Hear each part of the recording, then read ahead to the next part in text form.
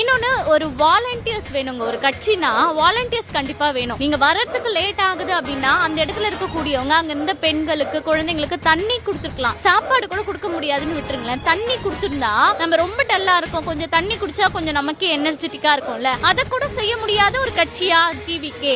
அப்போ உங்களுக்கு என்ன ஒரு அடிப்படை ஒரு அரசியல் கூட இன்னும் உங்களுக்கு வளரல. சோ நீங்க முதல்ல அரசியல் பழகுங்க, அரசியல் படுத்துங்க. நீங்க அரசியல் பட்டாதான் உங்க தொண்டர்கள் அரசியல் படுவாங்க. எந்த ஒரு மேடையிலாவது விஜய் கீழே இறங்கு நில்லு, முதல்ல ஒழுக்கமா இரு, அப்பதான் நான் அடுத்த முறை உங்களை சந்திப்பேன்னு யாருக்காவது அட்வைஸ் பண்ணிருக்காரா? இல்ல. அதெல்லாம் பண்ணுங்க சார். அன்னைக்கு விஜயகாந்த் எல்லாமே பேசி முடிச்ச உடனே போகும்போது சொல்லுவாரு, எல்லாரும் நல்லபடியா வீடு போய் சேருங்க, ஒழுக்கமா போங்க, கொஞ்சம் கொஞ்சமா போங்க, பெண்களுக்கு வழி விடுங்க, பிறகு நீங்க போங்க, எல்லாருமே மொத்தமா போவாதீங்க. இதெல்லாம் ஒரு அரசியல் கட்சி தலைவர் அன்னைக்கு சொன்னாரு. இன்னைக்கு ஏன் நீங்க அதை சொல்லல? இன்னும் நீங்க அதை சொன்னா நிச்சயமா உங்க தொண்டர்கள் கேட்பாங்க. ஆனா உங்களுக்கு என்ன மனப்பான்மைனா உங்களை பார்த்தா அது மேல ஏறணும், இது மேல ஏறணும், டான்ஸ் ஆடணும், கத்தணும்.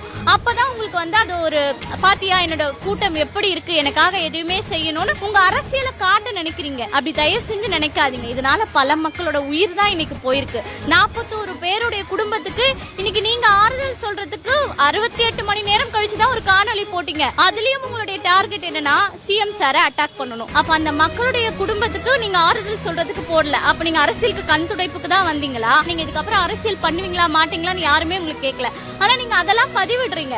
அப்ப என்னன்னா எனக்காக நீங்க இதெல்லாம் இன்னும் தொடரணும் சொல்ல வரீங்களா? அப்படி இல்லன்னா நீங்க சிஎம் சார குறிப்பிட்டு வன்முறையை தூண்டுறீங்களா? உங்க கட்சி மக்களிடம் நீங்க நமக்கு எதிரி அவங்க தான் அப்படின்னு அவங்க வன்முறையை தூண்டி விடுறீங்களா அப்படின்ற பல கேள்விகள் இருக்கு. சோ விஜய் முதல் அரசியல் படணும், அதுக்கப்புறம் தான் உங்க தொண்டர்கள் அரசியல் படுத்தப்படுவாங்க. சோ இந்த 2026 இவங்க கையில ஆட்சியை கொடுத்தா தமிழகமே காணா போயிடும். அதனால தயவு செஞ்சு இருக்கக்கூடிய யங்ஸ்டர்ஸ் படிச்சவங்க தயவு செஞ்சு அந்த முடிவு எடுக்காதீங்க. முதல்ல அவங்க அரசியல் படட்டும், அதுக்கப்புறம் அந்த கூட்டம் எப்படி இருக்கு, அவங்க சொல்றது அவங்களுடைய அரசியல் நெறிமுறைகள். என்னைக்காவது ஒரு தமிழர் வரலாறு பேசியிருக்காரா சார்? ஏதாவது ஒரு நல்ல விஷயங்களை சொல்லியிருக்காரா? ஒன்லி டிஎம்கே எதிர்ப்பு, இதை மட்டும் வச்சு என்ன சார் பண்ண முடியும் அரசியல்? அப்படி அரசியல் பண்றதுக்கு நிறைய கட்சிகள் இருக்காங்க. ஆல்ரெடி எதிர்கட்சியில அதை தான் செஞ்சுட்டு இருக்காங்க. சோ நீங்க தேவையில்லை. நீங்களே சொல்றீங்க என்னால புதுசா எதுவுமே பண்ண முடியாது அப்படின்னு சொல்லிட்டு. நான் அமெரிக்காவுக்கு ஒத்தையடி பாதையா போட போறேன். நீங்க காமெடி எங்களுக்கு தேவை கிடையாது. நீங்க வந்தீங்கன்னா எனக்கு இந்த பேக் ஃபயர்லாம் இருக்கு, நான் அதெல்லாம் மாற்றுவேன்ற அந்த ஸ்டேட்மெண்ட் உங்ககிட்ட இல்ல. குறிப்பா அரசியல் வரைவு இல்ல. அப்போ நீங்க முதல்ல அரசியல் படுத்துங்க. பணத்துக்காக வராதீங்க தயவு செஞ்சு. ஆல்ரெடி உங்ககிட்ட இருக்கு, அதை காப்பாற்றுறதுக்காக அரசியல் வந்தீங்கன்னா அது உங்களுக்கு கை கொடுக்காது. மக்கள் அதுக்கு ஏமாற மாட்டாங்க. இந்த மாதிரி இருக்கக்கூடிய இளைஞர்கள் வேணா உங்களுக்காக நிக்கலாம். ஆனா அது நாளைக்கு அவங்களுக்கு தான் இழப்பா இருக்குமே தவிர